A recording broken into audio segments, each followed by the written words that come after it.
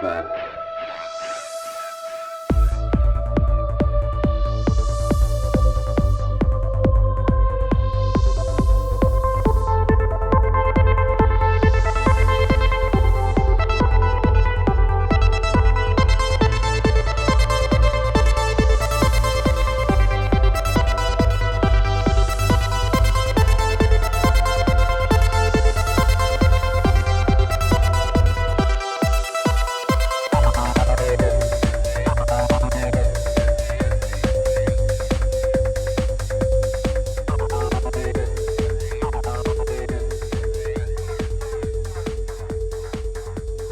What's up, my friends? Another episode of Ripple Effect Podcast. I'm your host, Ricardo Verandas, also known as Ricky Verandas. Wow, I killed it with the rolling DRs today. Another episode of Ripple Effect Podcast. Great episode for you today. I'm sure you guys are all tired of hearing about the coronavirus. And it's weird because, in a way, I think people are getting coronavirus fatigue, but there's so much new information and constantly changing information, and I feel like what else are you going to talk about right now? Because this could be one of the biggest stories of our lifetime, one of the biggest events of our lifetime, and we don't even know what the long-term effects of a lot of these reactions are, or what the long-term agendas are for a lot of what's going on. So, but today, instead of having just researchers and whatnot on the show, I have a dear friend, Dr. Kendra Becker, who's been on the show in the past. I was lucky enough to also go down to the Red Pill Expo in Hartford, where she spoke this past year. And she's just a great person, also always has a great perspective on things, somebody that's willing to look at things from all angles, all perspectives, and really analyze things. Similar to myself, she's not married to any idea or opinion. Her perspective is always really well thought out, and that's so important right now. So I can't thank her enough to come on and give a doctor's perspective on the coronavirus and COVID-19. And we break down so much. We break down what is COVID-19. She breaks down what the name even means, what the letters mean, what they stand for.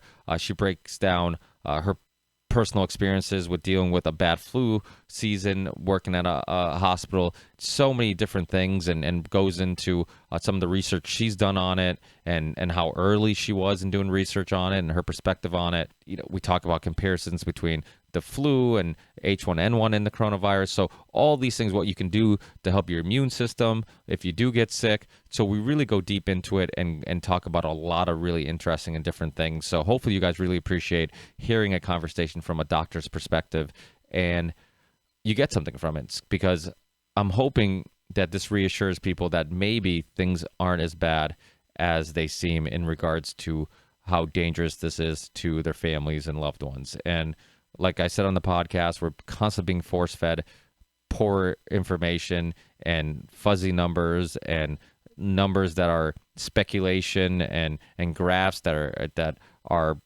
worst case scenario and all that stuff, that it's nice to get some information to see things from a positive perspective, and that maybe things aren't quite as bad. And I hope that you guys really take in consideration what she says and how she's looking at things, and really appreciate her perspective and her angle on this whole situation. So remember, if you want to support the show, you can go on my Patreon page. I know right now it's harder than ever. People are losing their jobs. People aren't working, all that stuff. So anybody who is supporting the show, I truly, truly appreciate it. I mean, my wife is, she's one of those people. She worked at a restaurant. Is only doing takeout. No need for her because she was a waitress and bartender. So she's not working. So I get it. There's a lot of people in the same situation. She hasn't got any money yet for a couple weeks now from unemployment or anything. So I know a lot of people are on the same boat as we are. So I truly, truly appreciate anybody who's giving anything financially. And if not, I shouldn't say more importantly, but equally, well, you know what? More importantly, share the show, because these conversations are super important. And there's so many people that the anxiety of what's being said on TV, the anxiety of the media is really going to take a toll on them mentally and, on their health. So I think these conversations that at least plant the seed of doubt in regards to what the media is telling you, I think is good. On our YouTube channel, RV Theory 6, or just look up the Ripple Effect Podcast. In the show description, you'll be able to find links to Dr. Kendra Becker's Facebook page and Twitter and all her sites and her own personal website. In the show description of every episode, you'll be able to find those links for our guests' work and their websites and all that stuff. And also my music, Theory 6, which is my solo project, and the song you heard in the beginning of this podcast is called The Ripple Effect. So many people say they like the song. Go out and purchase it if you like it. It's everywhere you can get digital downloads, and all that money goes to help support the show. So anybody who does that, I truly appreciate. But like I said, please spread these conversations, spread this podcast. Thanks again to everybody who's been contacting me and hitting me up. I really, really appreciate it. If we agree or disagree, it doesn't matter. I think we're all attempting to just filter out the bad information and gather the good information to try to figure out what's going on. And I take everything you guys tell me and articles and videos in consideration, and it helps mold my perspective. So I do appreciate you guys contacting me. I do my best to try to write back to everybody. So if I missed you, then I apologize. It was completely accidental. Thanks again, guys. Stay safe. I love all of you, and talk soon. Peace.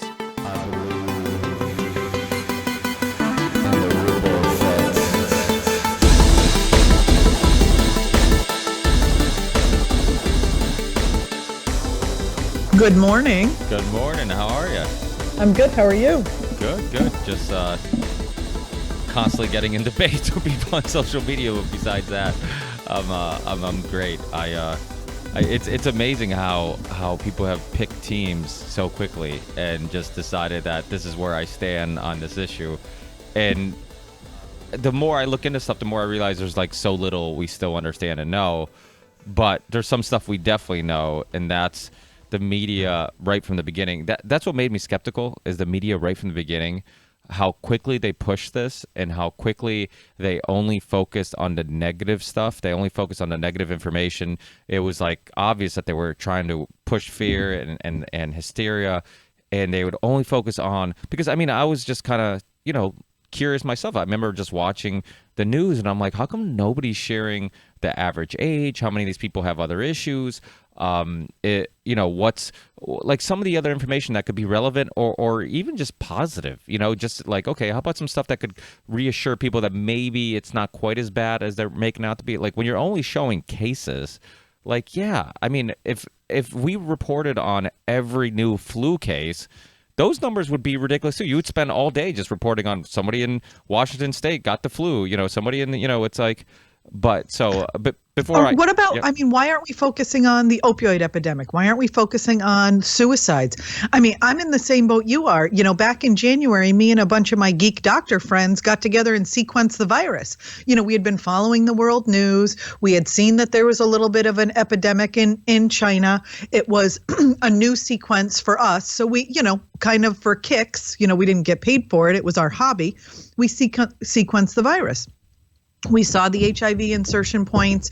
We saw, the enveloped virus. Like we saw a few things that looked a little peculiar, but nothing that was really alarmist. We also saw that, the herb nettles was able to stop the virus from entering into the host cell. We saw the recovery rates with IV vitamin C, like super, super early on. That was all ghosted and dwarfed until like a week ago.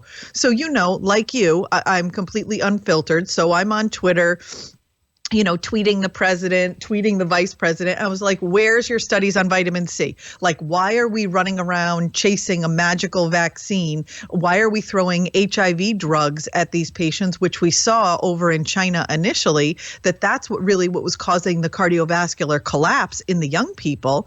And why are we not looking for a treatment? Why are we looking for a cure? And with viruses, is with the way that they replicate, there is no cure. You have to let them build up in the community. You basically end up with, and I hate that term, community immunity, because people's immune systems are exposed to the virus and then educated, and that's what protects the vulnerable aspects of the community. I don't see the panic, and I don't know if you start to feel like you're missing something, because you're looking at this from a logical sense. It's unreal. Well, you're absolutely right, because I keep feeling like, I mean, I have listeners hit me up on Instagram, Twitter.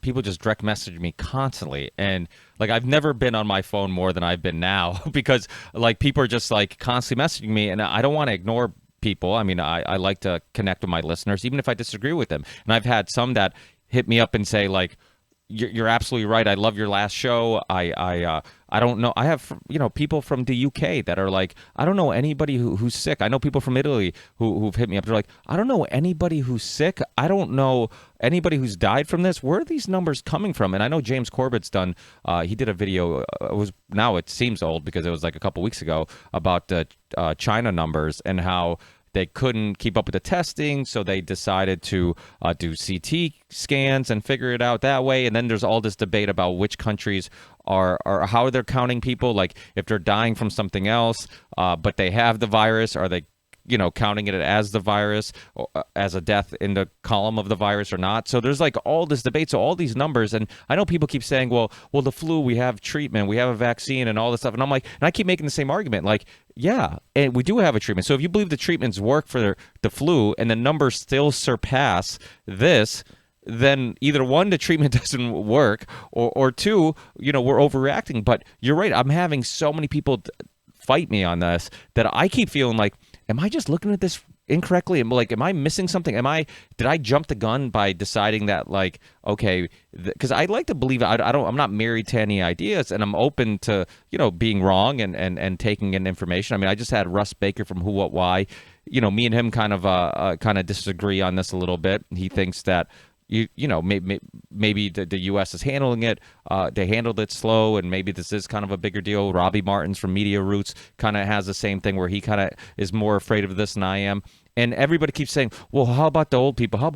First of all, as an immigrant who came to America, one thing you learn really quickly is that Americans don't really care about the old people. Like, we put people in nursing homes quicker than any other country in the world. I mean, you go to other countries, it's you take care of your parents because they took care of you. And in America, you don't see so much of that. So now all of a sudden, everybody wants to stop the whole world to take care of the old people. And it's like, well, the same people who are at risk of the COVID-19 are the same people who I believe are at risk at the flu. So it's like the same things they're asking you to do, and that's don't go see your grandmother, or don't go around a newborn if you have some flu-like symptoms. That's what you should, like, what basically people have been doing prior to this. If you had a cold, like my grandparents passed away when I was really young, but my wife has a grandmother who's 86 or 86, 87. And, we know that when we're sick, or if we even have like a runny nose or a cough, we don't go see her. Like, so you're just asking us to do things that we should have been doing anyways.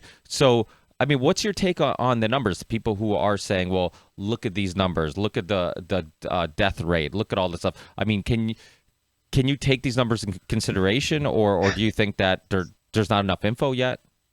So I posted on social media. I, like you, I generally tend to stay away from it, but I'm furious about all of this. We've been friends long enough. I'm a big rights person, and I feel like in all of this, our inalienable rights from our Constitution have been completely suspended, and that makes me panicked. Under the Constitution, under a free society, right? Just like you said, if you feel like you're at risk, stay home. There is no judgment in society for that. But now what's happening is, this is well played by the government, I have to say. They didn't have to actually institute full-on martial law. I'm calling it up here in the Northeast diet martial law, because we're still under curfew. We have to do all this social distancing and all of that. But, in my case, I'm in the same boat you are. My parents live next door. They're in their 70s. I have said to them, I don't think it's a good idea for you to be out in public much. And so my parents are like, that's fine. Everything's closed. Where are we going to go? So my mom was going to go, to one of those big box stores the other day to go buy something ridiculous. And I said, I'll FaceTime you when I'm there and you tell me what you want. And she picked it out, on the shelf. But that you're absolutely right. Like, you protect your own. In a free society, we have the luxury of being able to make the decisions that are best for us. This feels very uncomfortable for a lot of reasons. But my point of saying all that is, the other day I had posted what the numbers were. So I'm going to find it on my Facebook so I can read it exactly to you. Of course, I got blasted, but so this was Sunday at 4:30. So in New York, they had 59,000 cases, 965 deaths, which equated to a 1.6% mortality for that demographic. Okay, New Jersey, 11,000 cases, 140 deaths, just under a 1% mortality. Connecticut, 1,524 deaths, cases, 33 deaths, 2% mortality. So that was as of Sunday. So I don't know. I don't understand the justification for that. Even in a mortality, even in an illness with a 1% mortality, you're still not looking at, and then if you take those numbers and translate them across the entire population in the US of 350 million people, you're talking about you have a better chance of getting hit by a bus and struck by lightning on the same day. I mean, I don't understand the fear. I mean, I see what's going on in the media. I mean, it is a huge, mind FUCK around here. And, I've never, Ricky, in my entire life seen anything dominate the news cycle. And I was an adult, when 9/11 happened. Now, I didn't live through the bombing of Pearl Harbor, admittedly, or the dropping of the nuclear bombs in Japan, but I have never in my life seen anything dominate the news cycle. I don't know. You think people are just trying to hide the fact that Tom Brady's going to go play for Tampa Bay? I'm not quite sure, So no, you're absolutely right. I mean, and the worst part is because everything is closed and everything is postponed, all people have to do is consume, the only thing left to do is consume more of the media that's scaring the shit out of you. So all we're doing, I mean, my wife we'll have conversations about it. We'll be on the same page on everything. And then she'll go a day of watching. I'll come in the room and she's just watching the news. And then later that day, we'll have a conversation. And I could see there's some doubt in this must be serious. She'll say something like, yeah, but if they're closing everything, do you think, there has to be something to it? And I'm just like, oh my God, we're going through this again. I'm like, no, babe. I'm like, you don't understand. Everybody, first of all, people have to understand, people are going to follow suit. So if the NBA shuts down, then, soccer or whatever, you don't want to be the person, even for PR reasons. And people have made the debate that, hey, you know what? These guys are making tons of money. They don't want to do this. But long term, the PR of the NBA possibly continuing games and then a player getting the virus and them looking down upon the NBA because the player got the virus because he was playing and they could have stayed isolated because that's what everybody else is doing. That backlash is gonna last much longer. And most of these guys are multi-billionaires. I mean, they own teams. They own about 1,000 different other things. So it's not like they're broke. They're gonna be struggling for money. So I think that's a big part of it. I think it became a domino effect where the media was pushing this, and then people started getting, because my parents, just a month ago or a month and a half ago, sometime like that, they had a really bad flu. And I mean, my mom was bedridden. She couldn't get out of bed for a week. My dad was too. We didn't think much of it because, I mean, sometimes you get really sick. I mean, everybody in their lives at some point gets a really bad cold or really bad flu or whatnot. Didn't think much of it. They recovered from it and they're fine. And I remember I was talking to my parents. I'm like, listen, that could have easily been the coronavirus. I'm like, you recovered from it. You're fine. I mean, it's been in the States. I mean, the No Agenda. I don't know if you listened to the No Agenda podcast, but they've done a pretty good job on covering this story. And they talked about how they have direct flights from Wuhan to the U.S. Well, there was, but obviously before the lockdown. And they're easily, obviously the virus spreads before you see symptoms. So it easily could have been here. A lot of people who had flu-like symptoms could have recovered from it and been fine. And, and now people who are having the exact same symptoms are panicking, rushing to the hospital because everybody wants to get tested. Everybody wants to get looked at and whatnot. You keep hearing these rumors of these respirators. They don't have enough respirators. These rumors of hospitals being packed. I mean, I had somebody contact me today telling me that there's pictures of dead bodies leaving the hospitals. I'm like, well, people die at the hospital all the time. So I guess it's not hard to believe that there's dead bodies. I mean, people die of all types of things, every day. So, I mean, the cancer rates are going up. Autism is going up. A lot of different things are going up. So to me, I mean, I feel like I'm missing something. But in regards to the hospital, have you talked to some your friends in the medical field? Have you heard some of these rumors, and are they true? So I'm in the same boat. In fact, I went and drove by our 2 local hospitals yesterday, sat outside for 30 minutes. Admittedly, I did not go inside, but I looked for ambulances. I looked for people walking in. In both cases, and the 2 hospitals are 20 minutes apart from each other. In both cases, not a single person walked in or out. Excuse me, I stand corrected. One healthcare worker came out to smoke a cigarette outside the emergency room. I'm just saying. But I saw nobody. I saw nobody get admitted. I saw nobody get discharged. I sat in the parking lot. My kid was completely infuriated. She was hoping Lifestar would come in, but there was nothing. Also, I drove past 2 testing centers in my area at around 4 o'clock. Both of them were closed. So, I mean, if you're in the middle of a pandemic, like, don't you think you want people to have access to you? I'll admit, I've had 2 or 3 patients that have gotten turned away from testing centers, all of which that met the criteria. So in one case, it was a child. He had a couple of high risk conditions. I sent him to the testing center. They said he wasn't eligible. So the mother actually drove across state lines into another state and got the kid tested. He was negative, but he painted the exact picture. And to your point, I strongly suspect my family had it also back in February, especially me. I was on 4 airplanes and in 3 cities in a week. It was a very, very stressful week. I came home. My husband picked me up. He's like, "How are you?" I was like, "Fine." He goes, "Well, you look like shit." And I was like, "Oh, thanks. I love you too." And halfway home, I had a splitting headache and like fell asleep in the car. You know, I couldn't pick my head off the pillow for 3 days. I had all the GI symptoms. I don't think I had loss of smell, but I literally didn't eat or drink coffee, which I believe is part of my lifeblood, for like a week. What was interesting is everybody in my house presented very, very differently. Of course, you know, my kids never get sick. And so my son had a fever for like 24 hours. And then the cough started for him. And he said to me, "How long is this cough going to last? This is terrible." I said, 3 days. And he goes, 3 days? I can't be sick for 3 days. So of course he was sick for like a day and a half. Yeah.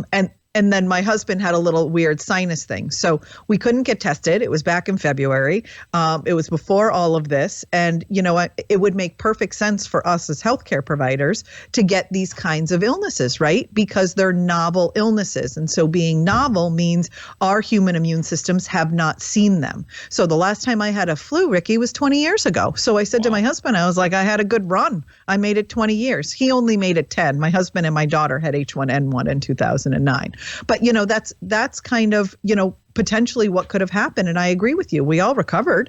You know, it was a pretty rotten week there for a while, but I agree with you. I'm in a group with a whole bunch of healthcare providers. So yesterday, when I did my hospital drive-by, people from all over the country did the exact same thing. And nobody is seeing the numbers. Nobody.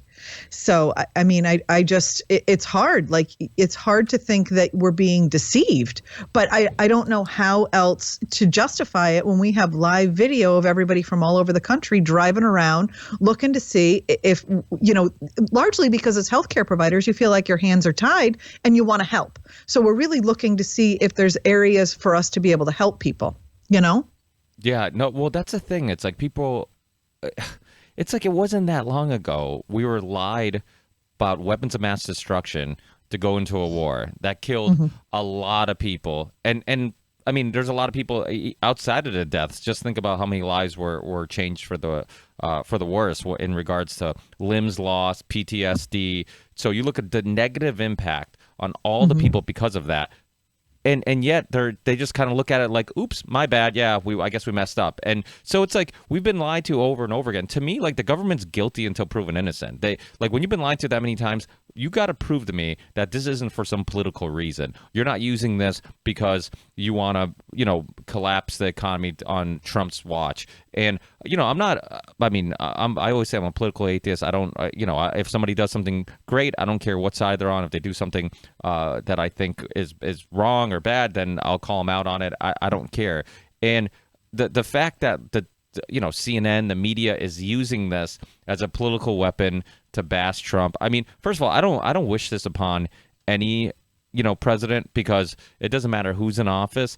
You're having, I mean, a lot of these presidents, I mean, they really don't have any interest or knowledge on science or nutrition or health. So they have all this information coming at them, and they have to kind of filter out what makes the most sense and what doesn't. And then they have to kind of balance out the backlash of, it's okay, if I respond this way, this is going to be the impact. If I don't respond this way, these people are going to be mad, or this could happen or that could happen. And then he's being thrown all these graphs. I mean, the Neil Ferguson graph, which, you know, I've been telling people, I'm like, how he backtracked ridiculously, like, because initially it was like I forget how many millions of people he said could possibly die, and now he's like, oh, possibly 20,000, like, the season, a bad season, seasonal flu. So it's like, and now it's research that was used to justify the lockdown in the UK, and that's the thing. It's almost like the government has done a great job of scaring people into giving up everything. I'm like, it's not about, Yes. that's the thing. It's like people are like willingly going into a jail cell and just like, yes, lock me up for a little bit if it's for the greater good. It's like, no. Like, hold up. Like, you're giving up your rights, your freedoms. People forget the term what Big Brother means. It's like this idea that they think they know what's better for you than you do, and then the thing is, there's always going to be corrupt. I mean, look at the stimulus package. I mean, corporations are just getting tons of money. I mean, if you want, and then they threw in like Obama phones in the bill. They threw, so many ridiculous. Yeah. Wait, I'm like, well, isn't that a perfect example of how ridiculous this is? This isn't about them, like, their moral compass, pushing them to care about people and do what's best for people. They don't care, and they're going to do what's best for them. And there's going to be tons of stuff behind the scenes, but there is a lot of mystery in the beginning of this. Like, there's no patient zero, like there's no, like, is that common or uncommon for them not to find a patient zero? Well, so, contact tracing, first of all, it's not abundantly sophisticated, and it's so speculative, and that's, my husband and I were talking because they closed Disney World, right? Like, I was good. I was not gonna, quarantine. I was not gonna do anything. Then they closed Disney World, and I was like, oh, it is the apocalypse. Like, this is stuff that's gonna make people run out and buy toilet paper. And so, I had seen somebody's podcast that had talked about that and saying that it would be absolutely ridiculous for them to be able to try to contact trace getting coronavirus at Disney World. But like you said with the NBA, you start to look like the single jerk that's going to keep your business open. So there's a huge domino effect and a whole lot of social and societal pressure. So, initially, I don't think, not having a person zero is abundantly suspect, because nobody, when the virus first, which they allege, transferred from bat to human, like, nobody would have thought about that. It was the Chinese New Year. People are always in the wet market buying exotic meats. Like, nobody anticipated for it. So you're not going to sit and look at that. And you have to take the information coming out of China with a grain of salt anyway. Let's consider the source. So I don't think that's a problem. I think here in America, they use the contact tracing and this whole community immunity, guys, to really keep people, a little bit oppressed and kind of scared. Like, you can pass this on to your neighbor if you cough on them. You can pass this on if you're touching your fabric bags. We got rid of the plastic bag ban in Connecticut. We got our plastic bags back for free. And there's so much like stopgap that's going on. And to your point about the rights, and everybody that just sheltered in place and turn their rights over at the door. I've never known the government to, give your rights back exactly the way they took them away from you, and so that's my biggest concern, is that, you do this for more than 3 weeks, you've established a pattern. Like, people have a new normal. So now they're used to sheltering in place. They're used to being in at 8 o'clock. They're used to not going to bars and patronizing, the various businesses in society. There's going to be, I'm not saying that Americans aren't resilient. I truly believe that they are, but I believe this will change us as a society, period, end of story. Just like it did with 9/11 and probably World War II, but I wasn't alive for that. So yeah, well, I completely agree. They're already talking about, obviously the vaccine agenda is going to be, pushed. Yep. I've been sharing the 60 Minutes special on the flu vaccine from, like, what was it, 1970 something, and how all these people had neurological issues, and they forced everybody to get this vaccine, and all these people had neurological issues, and same thing with this. You look at the first coronavirus bill, they gave tons of money to pharmaceutical companies for a treatment or for a vaccine. $3 billion for that magical vaccine. $3 billion, and I think it's J&J, right? Johnson & Johnson. Yeah, J&J, the same company that killed a bunch of people with talcum powder and knew full well that they were causing cancer and did not disclose the information. Well, that's cool. That's the thing that always bothers me. It's like you could find so many stories of big pharma caring more about money than morals, and corruption allegations, and studies that were suppressed from the public, and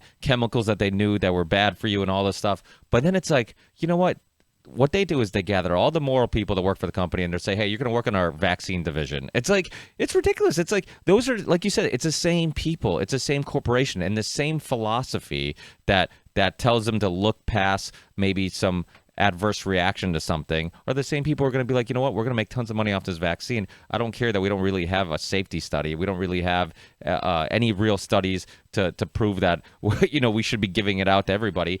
But let's do it anyways because we're getting loads of money. Well, first of all, we're getting loads of money for the development and research, and so we're getting paid to develop it, so we don't have to use any of our own money for that. And then we're going to get paid for the vaccine, so we're going to get paid twice. So it's like it's amazing. I mean, it's cha-ching. It's so easy for people to take advantage of that. So that vaccine debate is a little scary because it's going to make you. And then there's already in regards to the government, there's already a lot of conversation about a tracking app where you can track people who have the coronavirus. It's like you said, who's creating this? I mean, Trump was saying that they're working with Google, who we know is super moral, right? And and doesn't suppress information. That's sarcasm for people listening. Yeah, and please. but yeah, I mean, so it's just it's scary because it's like people, you put people in a position where they're emotional, and they're just gonna be like, yeah, give me that app, give me that. It's same thing after September 11th. I think the reason why so many people look past the fact that Iraq and Afghanistan had nothing to do with September 11th was because they were so emotional about September 11th that they were just emotionally reacting. They're just like, yeah, we got to do something. I guess there's some link there. I mean, I forget who did a good job of putting a bunch of videos together of showing how every time Bush talked about September 11th, they would bring up bin Laden or Iraq or Afghanistan and just always put it in the same conversation, so people would start connecting that dot, even though they're not directly saying they were connected, and they're just planting that seed. And so, I mean, I think people, I think most people who are fighting against are going with this. Their heart's in the right place. They truly believe they're just protecting people. They don't want anybody to get hurt. They're protecting the elderly. They're being told to do this, and they just want to do what's right. And I get it. But I've been saying this since the beginning. I think the long-term effects of the reaction is going to be much worse than the virus itself. And so there's going to be people listening, and one thing I keep hearing is like, you can't compare the flu to this virus. I mean, the other thing, this isn't a new virus. I mean, it's not. When you hear people say that it's on the Lysol can, it is one of the viruses Lysol kills. Like, it has been around for a while. Just, I guess, for people listening who maybe don't understand, like, so what is the coronavirus and what is COVID-19? What's the difference? So coronavirus is a variety of viruses that have a particular molecular structure. So like SARS was a coronavirus. There's a gazillion of them that we haven't identified because they're teeny tiny little, morphing things that require a host cell in order to proliferate.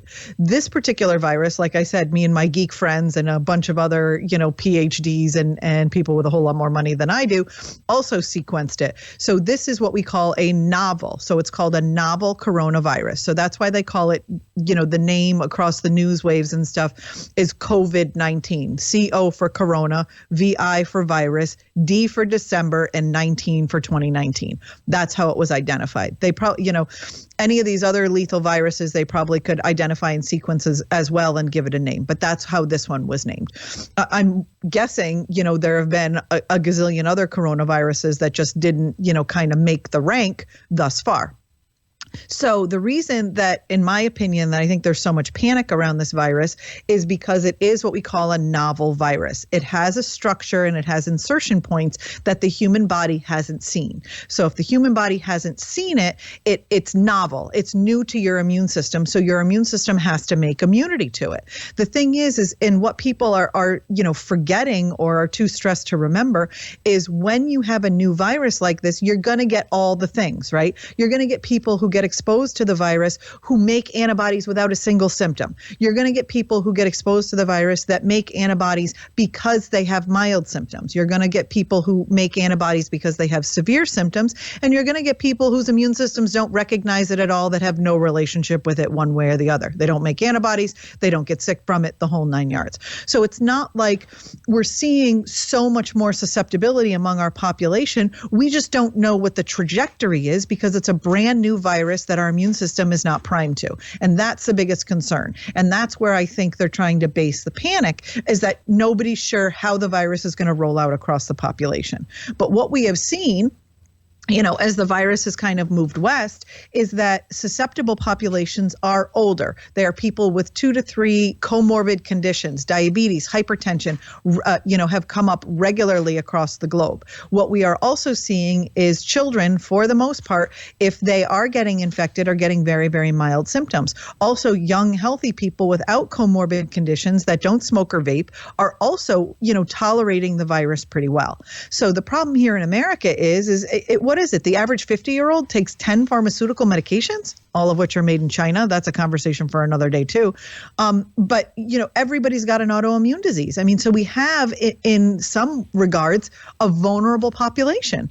And those people, in my opinion, under the Constitution, should have the luxury and the opportunity to self-quarantine until they feel that it's time and safe for them to come out and reinteract with society. And there should be no judgment about that. But we haven't allowed that because the law of the land is everybody has to self-quarantine. So, like a lot of stuff that was going around on Facebook, the option to self-quarantine is covered under the Constitution.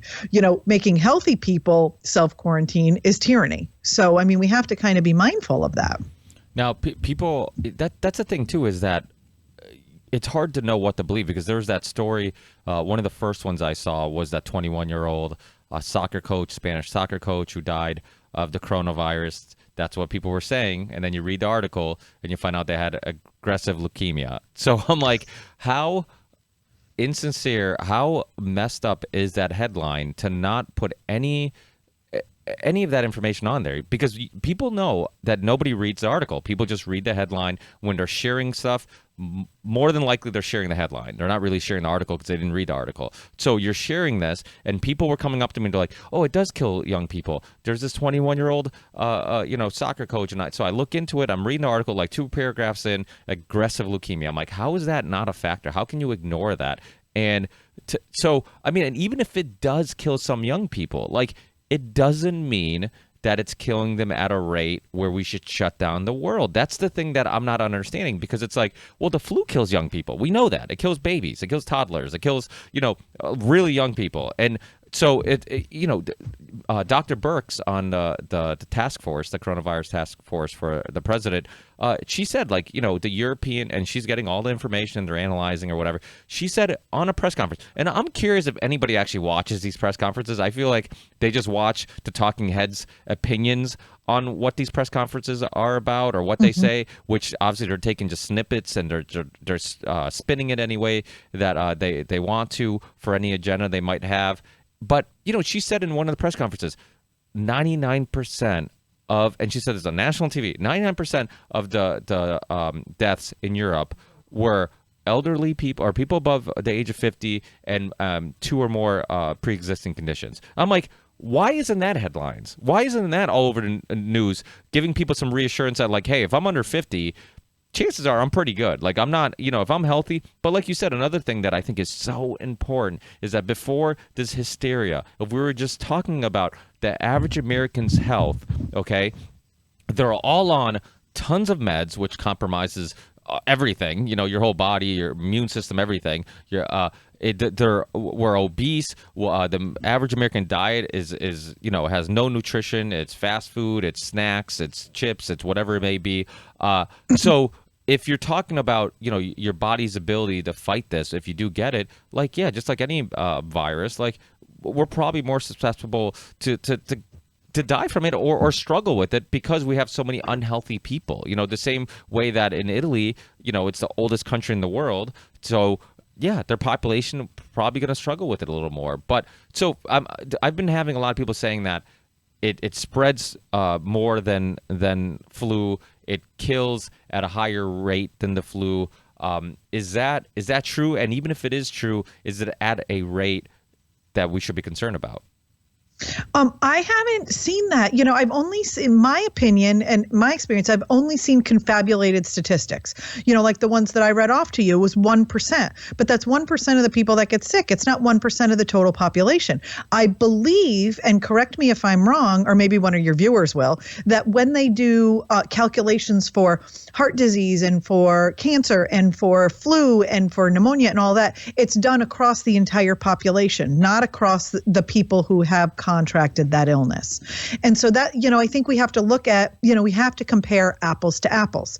And, to your point, I just want to back up for 1 second. There was a baby that died too, right?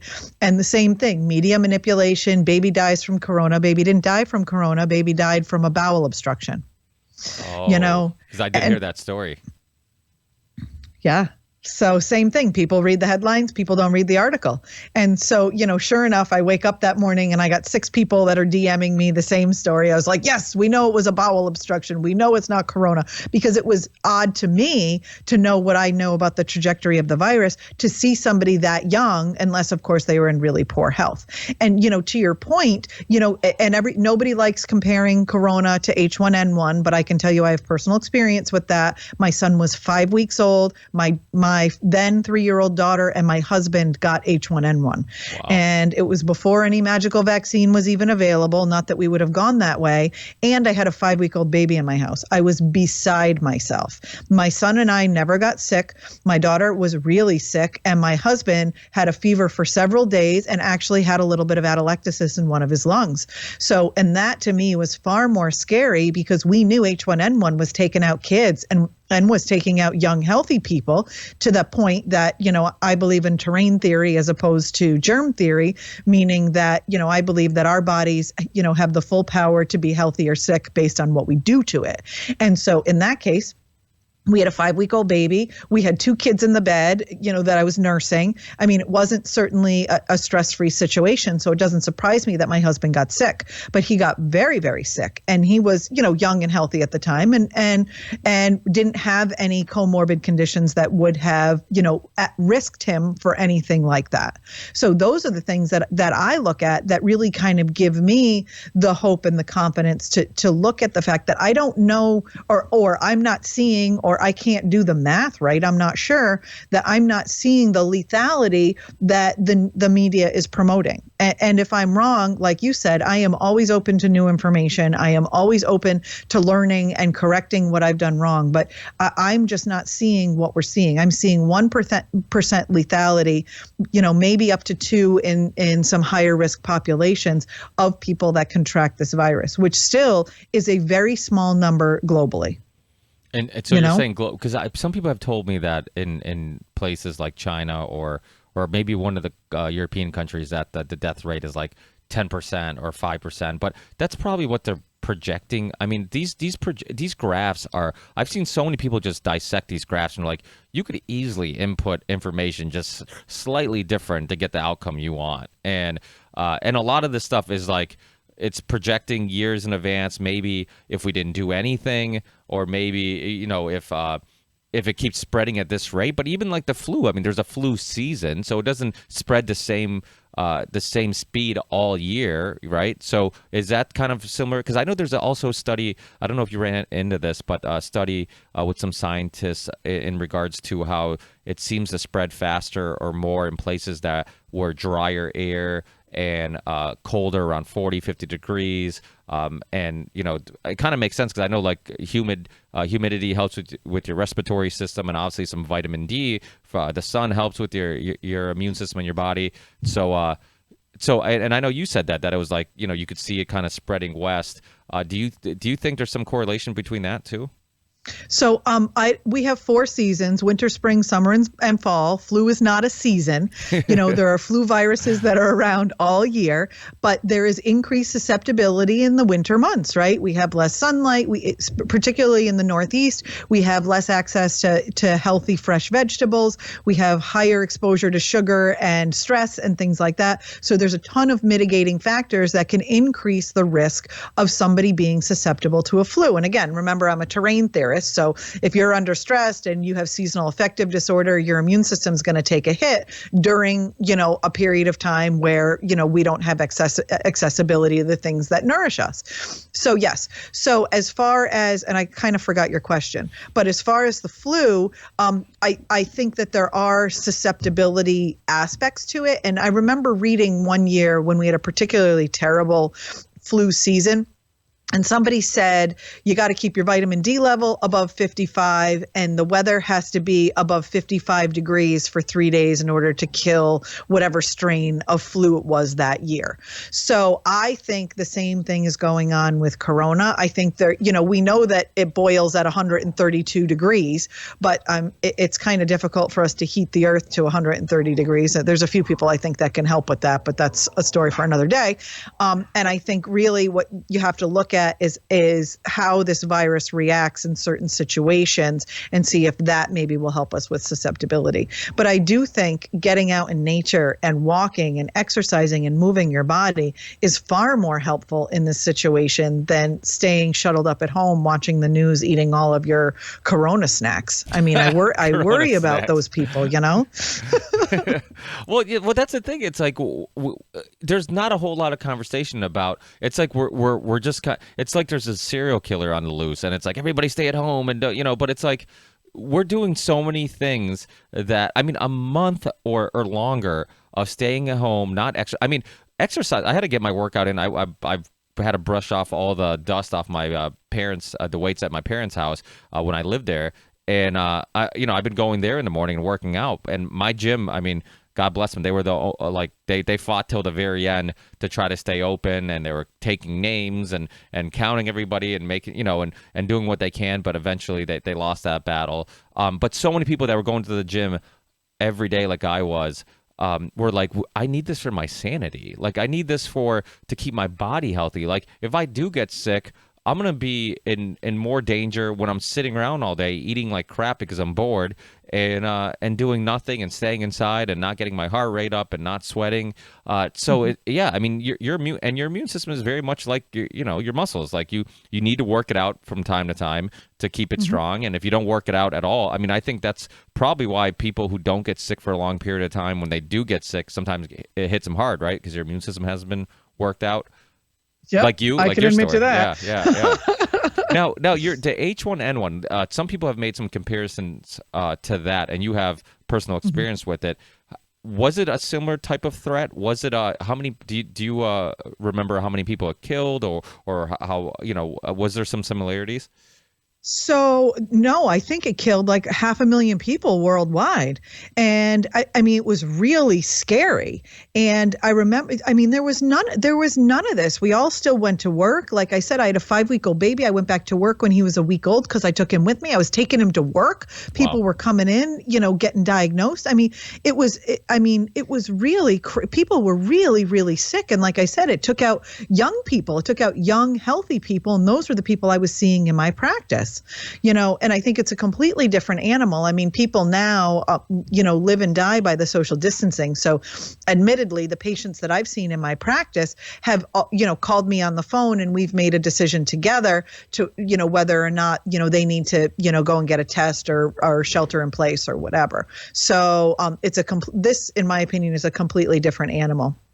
But I thought H1N1 was very scary, going through it myself, but even what I was seeing, across the world. And to that point with the avian flu, which happened a few years before that, I do a lot of herbal medicine. I have a lot of herbs in my office, and I was using an herb that's a very potent immunomodulator. It's my kid. At least we're all home, right? We got our quarantine award for the day.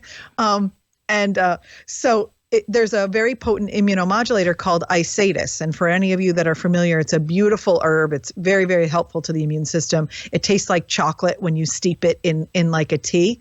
And we were using Isatis just for immune boosting and balancing. It's a little bit of an adaptogen.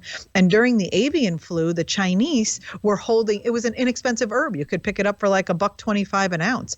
And during the avian flu, the price went from $1.25 to $125 because the Chinese government was withholding the Isatis to be able to use it to treat their own people, So we have the medicine in nature. It's there. It's just that people have to access it.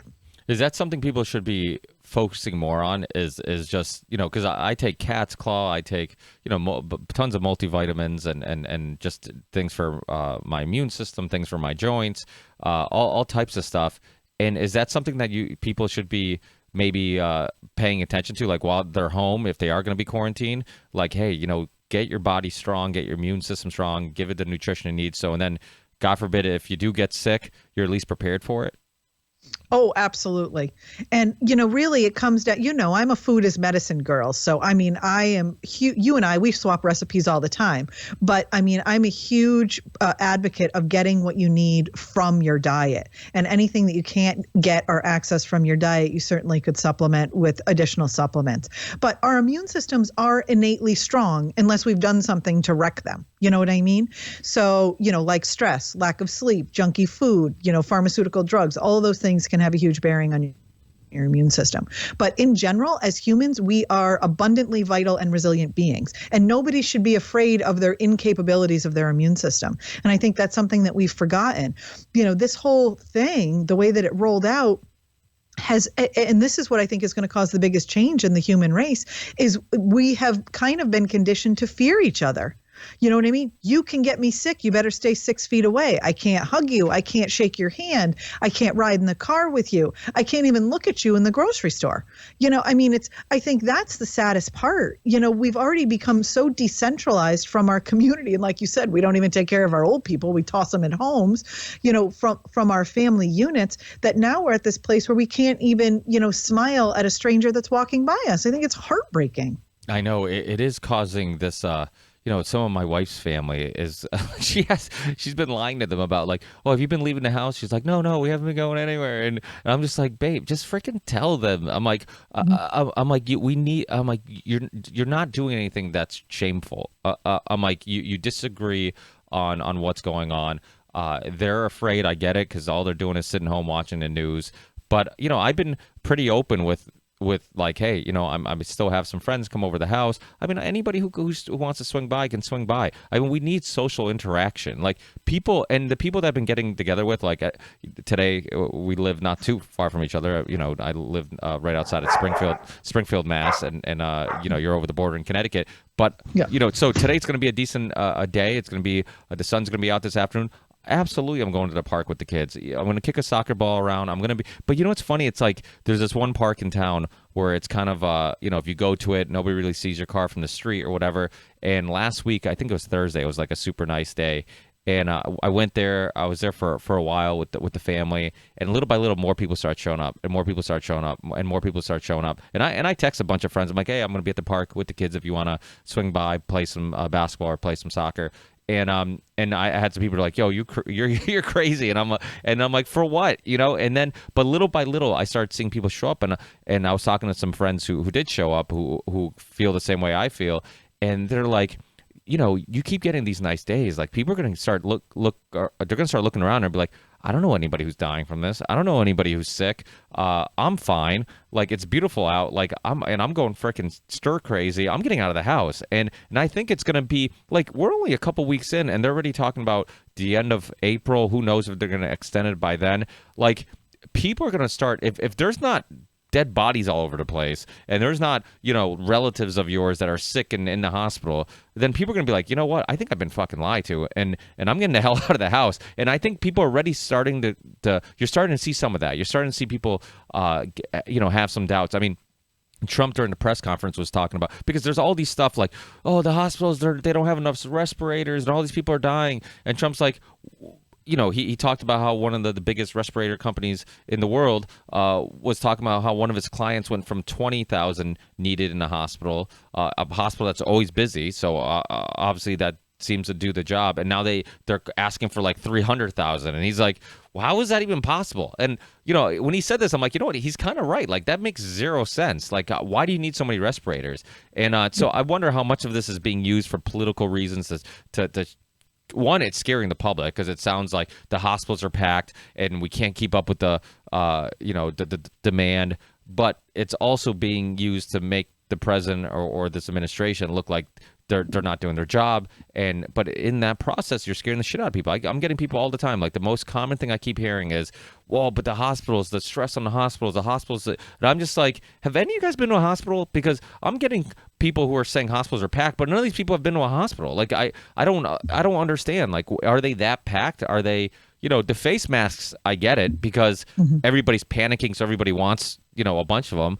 But in regards to that, like, I mean, isn't a little bit of the blame on the media because they're scaring everybody to be, that if they have a runny nose, they want to be rushed to the hospital and get checked? Isn't that those who sell the panic sell the pill. That's true. And that's what I keep saying to people. Like, we have a moral obligation as citizens of whatever we're calling this country these days to remain calm and rational during this.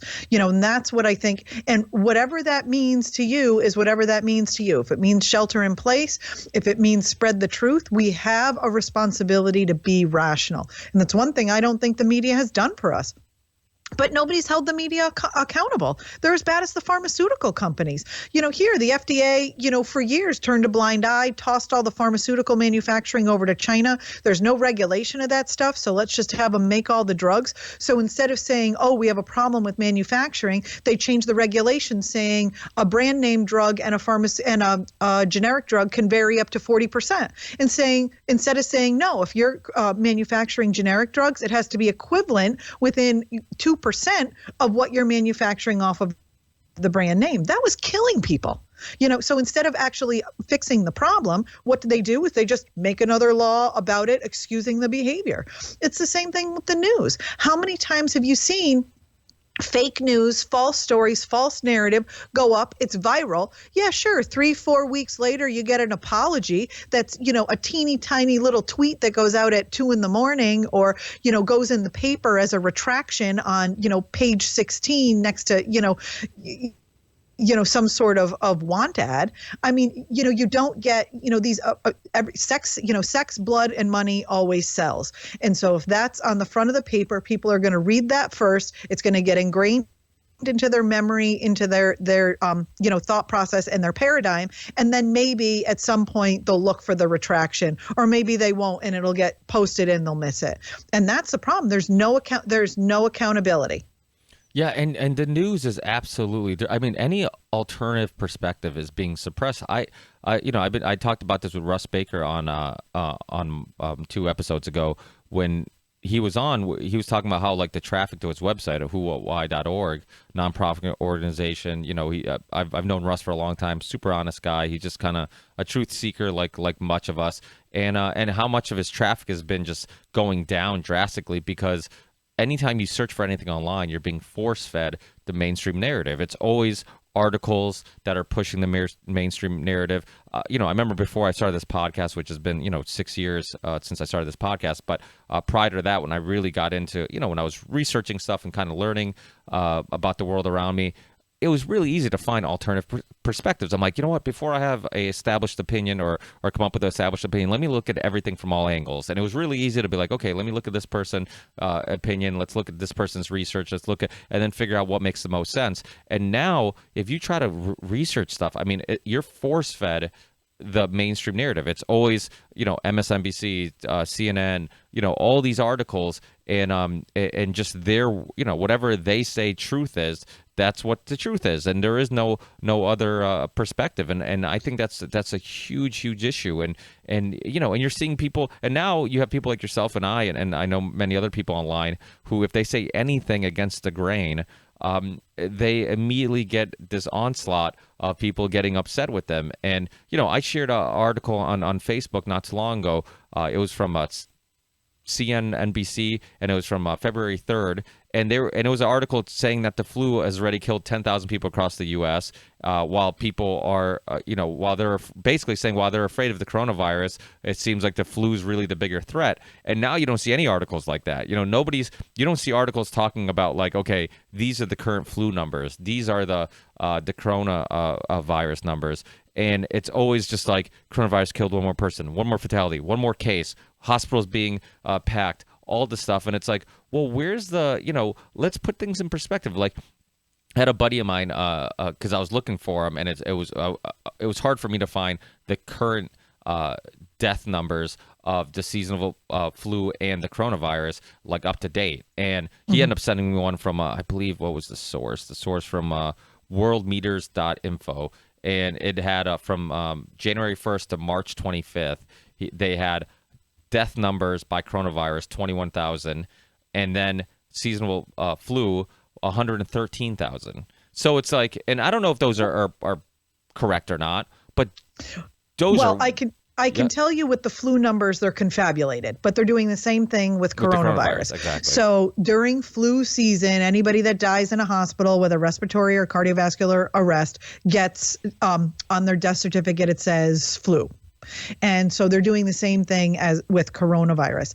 And I just saw, I haven't verified it yet because it was the last thing I read before I turned on this interview, is they're saying now allegedly that they're including all the suicides and the murders that are taking place during this period of time and calling that death also corona related. Jesus. But I want to speak to your point about the narrative. So I'm at my father-in-law's 75th birthday, right? I don't know how we ended up on this conversation, but I will tell you, my husband and I have been together 20 years. It was 20 years in January, and we never disagreed on politics in 20 years. So somehow we get on the subject of who killed JFK. So of course it's the CIA, the whole Bush family, the whole 9 yards. So I start talking about this. Everybody at that table, there was 6 adults and 2 kids, came after me, Ricky, came after me with the vicious vitriol that, that's not true. It was this, it was that, magic bullet, the whole 9 yards. They were literally yelling, including my husband, who we've never disagreed on anything, about this whole thing. And so anyway, so we go through the thing and I was like, listen, you can believe what you want to believe. I'll believe what I want to believe. And I want to know why there is so much judgment because I choose to believe something different. Like, aren't we in the land of the free? Like, shouldn't we be able to, I should be able to go and Google Alex Jones.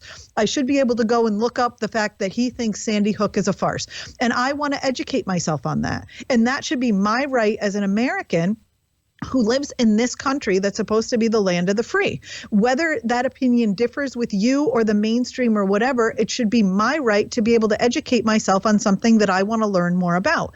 And like you said, not only can you, there's none of that because of the media narrative, but the media narrative has run so deep and has conditioned people so profoundly that I'm even getting yelled at family, gatherings. Like, there's so much of that there's so much that you can't believe something other than what's out there, that people are literally horrified by your opinion. Yeah, and that's a huge issue. That's why, I try to do as many roundtable discussions as possible to show that, once you put everybody together, and I like having ideas challenged because, it's similar to yourself. Like, I'm not married to any ideas. I like to see them challenged. I like to challenge my own ideas to kind of see if they make sense. And, only when you really are challenging ideas can you really put them to the test to see if they make sense. And it's hard to do that because a lot of people get tribal. They join a team. They don't want to admit that they're wrong. And, it's like that quote, it's easier to trick somebody than convince them they've been tricked. And it's like once they're tricked, it's like, God forbid you get them to realize that maybe they had it all wrong. It's like, I don't mind admitting I had it all wrong because that means I'm a little closer to the truth. That means I'm a little closer to figuring it out. And too often, it's ego, it's all these things. And a lot of it's the media too, where, people are just, they watch it and it's almost like, it's similar to kind of, no offense towards doctors, where it's just like, because you have a PhD, you're right about everything all the time. And it's like, so if you're on TV and you're a politician, or if you're on TV and you're on CNN or Fox News, everything they're reporting must be, as good as gold, must be true, can't be a lie. We put them on this high standard. And, I had Jim Abrams on not too long ago from the Charlie Foundation. And, he was a guy, I don't know if you're familiar with his story, but very, very just awesome story. And I was glad to have him on. He was a filmmaker who did some of my favorite classic comedies, Naked Gun and Airplane and all that. So he did all those films, and he had money, he had resources, he had friends in high places. He had a son who was having very violent seizures, at a very, very young age, and when he was a baby. And these seizures were really violent. There was concerns about permanent damage because of them and all this stuff. And years of like, he could cut in line at doctors that people were waiting for. He could cut in line because he knew people who donated money. He had friends in high places, so he could see all the best specialists, all the best doctors. They gave him operation, they gave him pharmaceutical drugs that made him a zombie, and also had adverse side effects. And so years and years and years of this, and one day he's doing his own research and runs into this John Hopkins research about the keto diet in the 1970s and how they were having success with children and their seizures. So he ends up talking to his doctor about it, and he's like, no, I don't, I wouldn't recommend doing that. I don't think it's going to work or whatever. Eventually, he's just like, fuck it, I got nothing to lose. Let me do it. And then in 3 days, his son, for the first time, in years and years, was seizure free and never had another seizure. Actually, I stand corrected. He had another seizure I think like 5 years later, 6 years later, because he got off the diet, and then for like a week or something like that, and then went back on it, and again, years and years seizure free. And he's like, he's actually kind of glad that they had that little experiment that he got off the diet and they came back, because it proved that it wasn't just coincidental that they stopped. Like there was obviously this direct connection between the diet and his health. So he talked about how upset he was that he went to the best doctors, and nobody even recommended this, never even told him that it was a option, that changing a diet and having his son run off ketones for energy source instead of glucose or whatever could change his life. And so he went from a happy parent because his kid got better, and he's like, real quick, I went from a happy parent to a really angry parent, because he's like, the stress it put on my family, because he had 2 other children, that we talked about this. You could tell it was a kind of a emotional conversation in regards to like, I asked him, because I was curious, because putting myself in his position, I'm like, was there some guilt from like this one kid, this one child demands so much attention that you kind of, was there some guilt that you felt like you're neglecting the other children? I mean, so many years of like, you have to give this child, so much love and so much attention to keep, to keep him going. And he's like, absolutely, So he had anger from that, from neglecting his other children. He had anger from like the permanent damage from all these seizures. But my point of all this is, it's a perfect example of a guy who had access to all the best doctors, and not one person recommended that the ketogenic diet, or told him to look into the research, or even said, hey, maybe you should, John Hopkins had some success, this could be a option. Like, not one person. So it's like, yeah, you go to the doctors, you assume that like, if they're giving you a pill, that's your best option. They're giving you a vaccine, that's your best option. But you know what? This goes back to what we're saying: personal responsibility and doing your own research. And many of us aren't dumb. If you actually take the time to look into this stuff, you realize there's been studies. There's been people who have high success rates of curing themselves of disease and illnesses with foods and I say vitamins. I mean, people, well, some vitamins are bullshit. That is true. There's a lot of just like in all industries, there's some people who are going to sell you bullshit, and it's the vitamins aren't high quality, or the stuff they say that's in there isn't really in there. But people saying vitamins don't work is like saying food doesn't work, because you're basically just saying, like, if I eat healthy, why does eating healthy make me feel better? It's because I'm getting more nutrition. So if you extract that vitamin or that whatever nutrition you're trying to get out of that food into a pill, you can do that. But I completely agree with you. As I get older, I take less and less vitamins. I think it's super important to try to get that stuff from your foods, and then if you are deficient in something, then yeah, maybe supplement with that or whatnot. But I probably should have had a question after that giant rant. I'm with you, my friend. But so I guess I don't want to take up too much more of your time. So I guess this is obviously constantly moving, and day to day we're getting more information and changing information. But as of right now, I agree with you. Like these numbers, it's hard to know what's real, what's not. Like you said, China, for example, there's a lot of mystery with the initial whistleblowers. I mean, have you heard any conversations about there being two strains of them, a L and a S? There's an L and an S. There was a mild form and a lethal form. I've also heard that it mutated at least 8 times, which means if they're reporting like 8 mutations, that there's probably like 4,200 mutations. So yes, originally, I think that was maybe back in January, like before we were really officially seeing it and diagnosing it in America. We were aware of 2 strains, like I said, the L and the S, a severe form and a mild form. So we were trying to track it for a while to see where the mild form was. And like the cruise ship people, they all got the mild form. They all lived, they had a headache and a fever for a couple of days. And then people in Washington State were, dropping like flies. They had a huge, cluster in Washington State. So I'm not quite sure. I don't understand how the virus transmitted, that way, except for, if you're using the bioweapon theory, it was easy enough to just kind of, release it in different areas. But yes, there's at least 2 forms that I'm aware of, 2 strains that I'm aware of. And I heard if you get the less lethal one, you're immune to the other one. Is that possible? Does that make sense? Sure. If it has the same viral imprint, sure. Absolutely. And so another question I'm sure people have is, if you get the virus, can you get it again? Or, is it going to change? Is it going to be an issue in the future? Could they, I've been making the same argument over and over again. I'm like, if we decide that these amount of deaths justify this reaction, then are we going to do this every year? Because there's plenty of stuff that kills this or more people. Well, I'm in the same boat you are, and that's what scares me, especially with the way that Americans just gave up all their rights.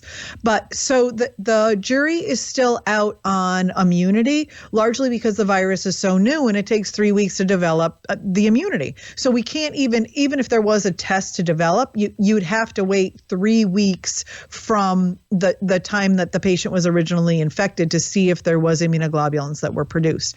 However, there's some really cutting edge treatment that's called plasma convalescence therapy, convalescence plasma therapy, which they're actually taking the blood of the people that were infected and using their antibodies to treat other patients. It's like old school. Like I remember when I was on a call with a bunch of doctors about it, and I was like, dude, I think I watched like an Incredible Hulk episode about that like years ago when I was a kid.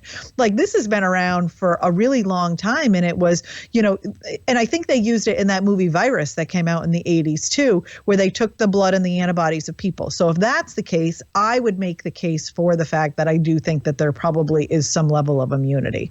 But I will also make the case that I find that humans are abundantly resilient with a high vital force.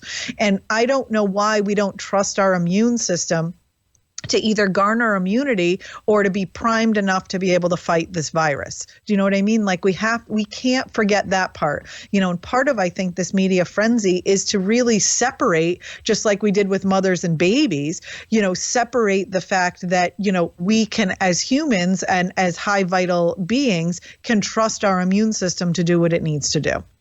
Now, the bioweapon thing, do you subscribe to that? Do you think is it possible that it could have been something that came out of a lab? I think so. I think it was a wild virus that was probably recombinated in a lab. I mean, all the stuff lines up that way. They have the bioterror weapon laboratory in Wuhan. They have that big incinerator. So if things went south initially, they could just toss the dead bodies right in the incinerator. Nobody'd be any the wiser. It's a communist country. I mean, it does make sense and it does line up as such. Although I think it's not the best bioweapon if you were looking for a high death rate because of the way that it mutated. And it's giving people mild symptoms in a lot of cases. Have you looked into Event 201? Yeah. Oh yeah. Yeah. That's... And what happened in Samoa over the summer too, right? With the measles, they had a measles outbreak and they sent, doctors or whatever in there to vaccinate everybody, but they were arresting people that were giving out vitamin A and vitamin C. Really? So it was the same kind of pandemic situation. And there was a lot of prognostication that Samoa was the small scale and this is the large scale. And it was predicted right, exactly at the dates that, they had predicted way back in 2018. Yeah, well, I'm sure you've heard of all the CEOs that stepped down early this year, like some ridiculous number of CEOs that stepped down, the selling of stocks, all the politicians that were selling stocks way in advance. I mean, it's almost like so many people saw it coming, and that's what makes it sound like there's way more to the story. It's just, I feel like this is something that's still developing, and we're still far from figuring out what the bigger plan is. And really, I mean, I also understand the argument of like, okay, even if they didn't have a hand in creating this, when it happened, they just kind of inflamed it, hoping they could take advantage of it. And I see that aspect of it too. I mean, because you look at the H1N1, I mean, why do you think that wasn't as big of a deal as this? Why didn't that get the same type of media attention? Because in America, a lot of people kind of know the term, they know of the virus, but nobody was, like you said, nobody was scared. Nobody was, except your family, people were actually struck by it. But I mean, the government didn't shut down everything, companies didn't shut down. Why do you think, what's the difference? The only thing I could think is that we had a different government infrastructure at the top, and I don't know. I mean, I've really kind of explored the coup theory, like that this is really a huge coup, and Trump is simply just a figurehead, and the government's being, has been overtaken by the deep state. I mean, you could go to some really deep, dark places. I mean, at the time, we were pretty friendly with China. I mean, we had Obama, who was like super in love with China, so he certainly wasn't going to, cast any stones at our, neighbor to the east and, kind of identify them as being the person zero that was affecting all of these people. I also remember, 15 years ago when I used to be an ICU nurse and having patients that had terrible flu, that we were overflowed in the ICU, and we had patients in the waiting room on vents. Like, this is not new. I mean, I can tell you that from personal experience. I graduated from nursing school in 1995. So none of this is new. Overrun hospitals in the winter, terrible flu seasons. And we never shut down the government. In fact, I remember very clearly taking care of patients in the waiting room, washing my hands and going to lunch in the hospital cafeteria. There was no panic around it. It was our job. Yeah, that's a thing, and I've been telling people, I'm like, the thing about this virus, the reason why it scares people is because it kills white people, because hunger kills 20,000 people a day, and but that's, and that's, we don't have to test anybody, we don't have to do anything, like, it's super easy to fix, we just feed them, and yet it's it's a cause that the global community is not coming together to resolve. It's like, that's an easy fix. I mean, how many people die of dirty water? It's like, we could come together. We could actually end these things that kill thousands and thousands and thousands of people every single day. But yet we're like, okay, this kills more rich, old white people, so we should be more concerned about this. But yeah, I think a lot of this is just how naive and ignorant we are to these type of viruses. I think even myself, like, looking into it, I didn't realize how many people died from the flu every year. I didn't realize, that, like you said, that a bad flu season can also put a lot of stress on the hospital, full of people. So I think to a lot of people, this is new information. So they assume this is something that is unusual, but that's the thing. That's why the media, with all their resources, with all their specialists and experts and investigative journalists, they're the ones who should be informing you of this. That, like, okay, there has been similar situations. This isn't completely unusual, and I would give them a little bit of respect if they at least said more often than not that they're not sure of the numbers, that we're not, because we know how many people are being, I guess, because people are being tested. I mean, obviously the rates can go up, the numbers can go up. So that's, we're being tested at a higher rate. Obviously, that affects the numbers a little bit. It doesn't really even mean that everybody who's infected. It just means everybody who's infected who's been tested. So, because there's been athletes, which that's another really suspicious thing. It's like, how the hell did all these celebrities and athletes get tested so damn quickly? But there's and none of them are dropping dead. I was saying right in the beginning of this, I'm like, I love the fact that what seemed like healthy, famous people are being positive for this virus, because I'm like, they're not going to drop dead, and you're going to see that the media is going to report all day about people getting the coronavirus or tested positive for it, but they're not going to talk once about how they recovered from it and how they're fine or how they had zero symptoms. I've seen only a handful of interviews, and people are like, yeah, I'm fine, I'll be good in a couple days, I'll be, I had a couple, so it's like, when you really look into it, it's like, okay, what's the panic about? But you do feel like you live in a freaking Twilight Zone where just like there's all this panic. Like, what am I missing? Is there something that I'm just not getting? Is there a piece of the puzzle that I'm just completely overlooking? So yeah, I'm on the same boat that you are. Hopefully we can reconnect in the near future as this changes and more information comes out, and we can kind of figure out if you and I are correct, and we're going to look at this like, holy shit, that was a complete overreaction, or we're going to look at it like, oh, maybe we were wrong, maybe this was a little bit more serious. But as of right now, I think we're on the same boat, and I'm like you, I'm way more afraid of the government overreach, and like you said, once they take that power, once they have that power, they never give it back, and also what the government has learned about how if you cause a hysteria, how quickly you're willing to give up your rights. I mean, they're learning from this, and I think that's also dangerous. Yeah, but it's the same. It's really from the same playbook as what happened in Nazi Germany, and that's what scares me.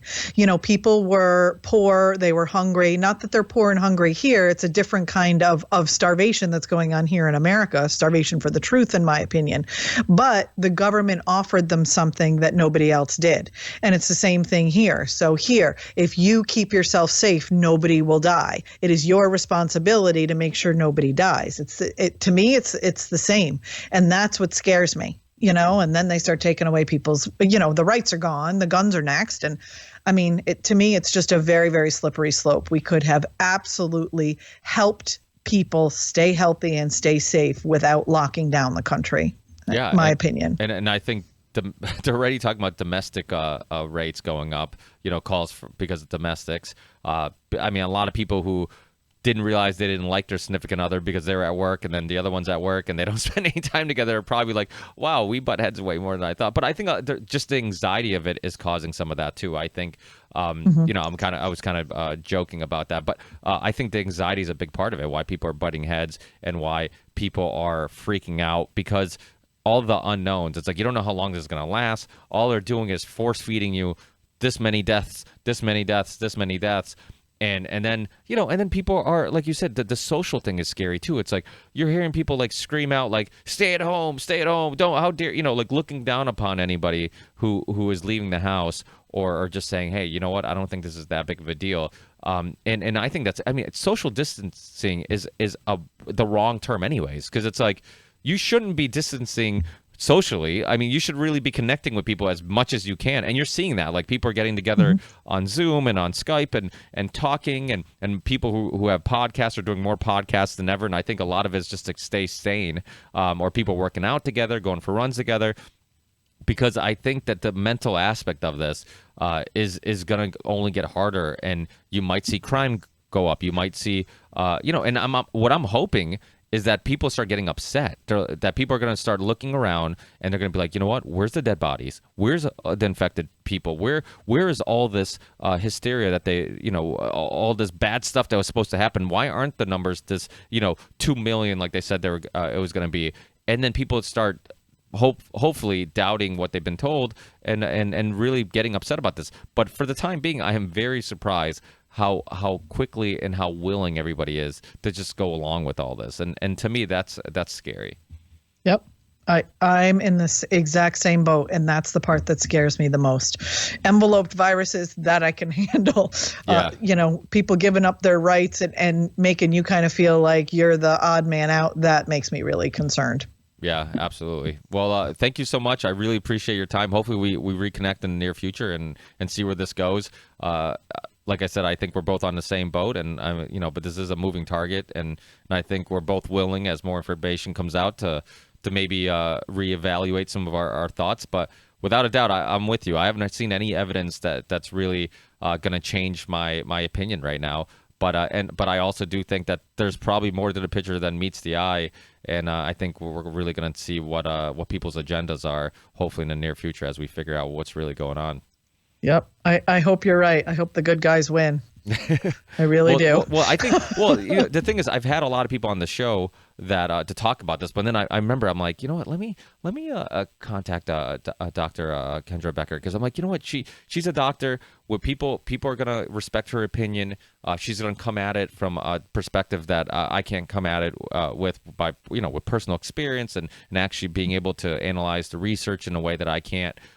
So I think hopefully, if anything else, people can just listen to this and bring some positiveness to their lives. Because that's the other thing I keep telling people. I'm like, listen, don't fight me on this, because all I'm trying to do is tell you that there's a light at the end of the tunnel. Things aren't as bad as you're being told, or at least just consider the fact that they might not be as bad as you're being told. And hopefully that helps relieve some of the anxiety, because right now you're just being force-fed stuff that's just making you depressed and giving you more anxiety, and that's not good for your health either. Like you talked about stress. Stress is huge. Like when in the past, when I've had any issues, like gut issues or whatever, like I realized that, like, holy crap, it was like actually ignited by my stress. I was super stressed at work and whatnot, and then that's when I started having issues. So staying at home, not being social, and not exercising, not getting any sun or fresh air,